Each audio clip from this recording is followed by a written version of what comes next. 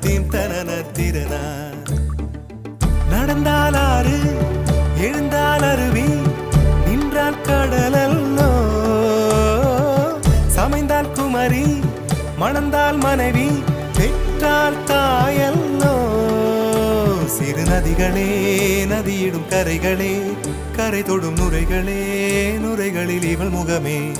சிறு நதி